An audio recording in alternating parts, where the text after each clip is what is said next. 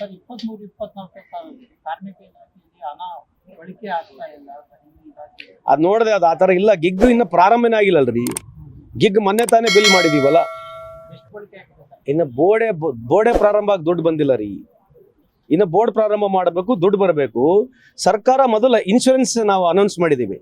ಯಾರ್ಯಾರಿಗೆ ಏನೇನು ಅಪಘಾತ ಆದರೆ ಅವರು ಯಾರು ಕ್ಲೇಮ್ ಮಾಡ್ತಾರೆ, ಯಾರು ಅರ್ಜಿ ಹಾಕ್ತಾರೆ ಅವ್ರು ಇನ್ಶೂರೆನ್ಸ್ ಕೊಡ್ತೀವಿ. ಅಲ್ಲಿದ್ದ ದುರ್ಬಳಕೆ ಆಗ್ತಕ್ಕಂಥದ್ದು ಎಲ್ಲಿದೆ ಹೇಳ್ರಿ ಸಾಧ್ಯತೆ? ಅದ್ರ ಬಳಕೆನೇ ಆಗಿಲ್ಲ ಅದ್ರಿ ಯಾರನ್ನ ತೀರೋ ಹೋದ್ರೆ ತಾನು ಇನ್ಶೂರೆನ್ಸ್ ಕೊಡೋದು. ಇನ್ಶೂರೆನ್ಸ್ ಹೆಂಗ್ರಿ ಕೊಡ್ತೀವಿ? ಇವ್ all have registered. If anybody has registered, ನಮ್ಮ 10,000ಕ್ಕೆ ಹೆಚ್ಚು ಜನ ರಿಜಿಸ್ಟರ್ ಆಗಿದ್ದಾರೆ.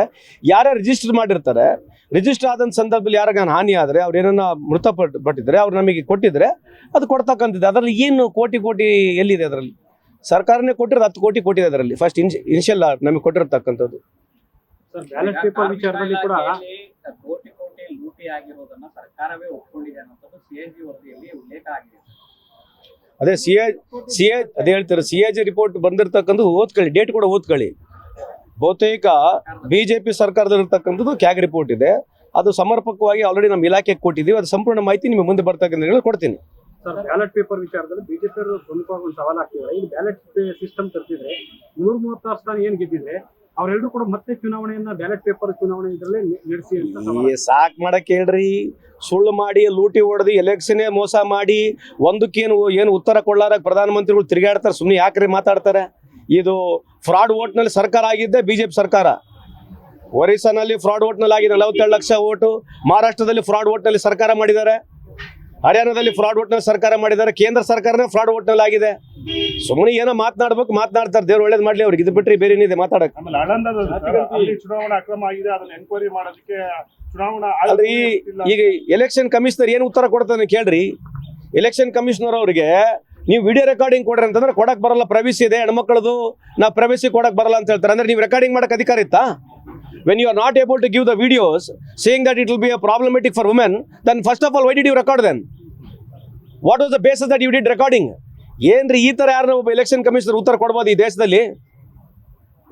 ಈ ತರ ಉತ್ತರ ಕೊಟ್ಟು ಸುಮ್ಮನೆ ಹೋಗ್ಬಿಡ್ಬೋದಾ?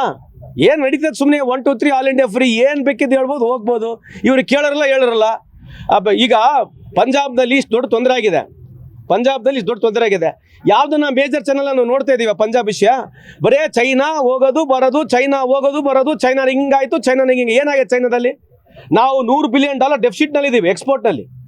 ಚೈನಾ ಬಗ್ಗೆ ಮಾತನಾಡ್ತಿದ್ರಿ ನೀವು. more than $100 ಬಿಲಿಯನ್ ಡೆಫಿಸಿಟ್ ನಲ್ಲಿ ಇದೀವಿ. ಅಮೆರಿಕದಲ್ಲಿ $40 ಬಿಲಿಯನ್ ಪ್ಲಸ್ ನಲ್ಲಿ ಇದೀವಿ. ಎದ್ರ ಬಗ್ಗೆ ಚರ್ಚೆ ಮಾಡ್ಬೇಕು? ಎದ್ರ ಬಗ್ಗೆ ಚರ್ಚೆ ಅಲ್ಲ. ಸುಮ್ಮನೆ ಹೋಗೋದು, ಟಿವಿಯಾಗಿ ತೋರಿಸ್ಬಿಡೋದು, ಹೋಗೋದು ಬರೋದು. ಏನು ಬರೋದು ಏನು ಅನುಕೂಲ ಆಗೈತಿ ದೇಶಕ್ಕೆ? 7 ವರ್ಷ ಆದ್ಮೇಲೆ ಹೋಗಿದ್ದೀರಿ ಪ್ರಧಾನಮಂತ್ರಿಗಳು. ಏನು ಇದ್ರ ಬಗ್ಗೆ ಚರ್ಚೆನೇ ಬೇಡ? ಏನು ಇವ್ರಿಗೆ ಏನು ಮನಸ್ಸು ತಿಳಿತದೆ ಅದ್ರ ಬಗ್ಗೆ ಸುಮ್ಮನೆ ಒಂದು 6 ರಿಂದ 8 ಸಾಯಂಕಾಲ 8 ರಿಂದ 10 ಗಂಟೆ ಈ ದೇಶದಲ್ಲಿ ಏನು ತೋರಿಸ್ತಾರೆ ಅದನ್ನೇ ಫೈನಲ್. ನಮಗೆ ಯಾವುದಕ್ಕೆ ಉತ್ತರ ಅಲ್ಲ. ಇವ್ರು ಏನು ಹೇಳ್ತಾರೆ ಅದೇ ಉತ್ತರ. ಇವ್ರೇನು ಪ್ರಶ್ನೆ ಕೇಳ್ತಾರೆ ನಮ್ಮನ್ನೇ ಪ್ರಶ್ನೆ ಕೇಳೋದು. What to tell? ಎನಿವೆ, ಇದು ಈ ದೇಶದ ಇದು ಒಂದು ಕೆಟ್ಟ ಪರಿಸ್ಥಿತಿ ಇದೆ. ಅದು ಹೊರಗೆ ಹೋಗುತ್ತೆ. ಸಬ್ಸ ಕಾಯ್ಬೇಕಷ್ಟೇ.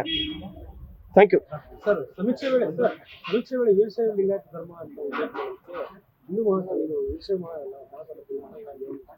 ಅವಕಾಶ ಗೊತ್ತಿಲ್ರಿ. ಅಲ್ಲ ಗೊತ್ತಿಲ್ಲ. ಈಗ ವೀರಶೈವ ಮಹಾಸಭಾದವ್ರು ಏನ್ ತೀರ್ಮಾನ ತಗೊಳ್ತಾರೆ ಅದು ಸರ್ಕಾರ ಜೊತೆ ಮಾತನಾಡ್ತಾರೆ. ಸರ್ಕಾರ, ಮುಖ್ಯಮಂತ್ರಿಗಳು ಅವರು ಎಲ್ಲರೂ ತೀರ್ಮಾನ ಮಾಡ್ತಾರೆ. ಅದಕ್ಕೆ ಸೆಪ್ಟೆಂಬರ್ 22ರಿಂದ ಜಾತಿ ಗಣತಿ ಸಮೀಕ್ಷೆ ಶುರು ಆಗುತ್ತೆ. ಮಾಡ್ಲಿಲ್ಲ, ಒಳ್ಳೇದಲ್ಲ. ಎಲ್ಲಾ ಸಮಾಜದವರು ಅವ್ರವ್ರ ಜಾತಿ ಗಣತಿ ಮಾಡ್ಬೋದಲ್ಲ, ಮಾಡ್ಲಿಕ್ಕೆ ಏನು ತೊಂದರೆ ಇಲ್ಲ, ಮಾಡ್ಬೋದು. Thank you.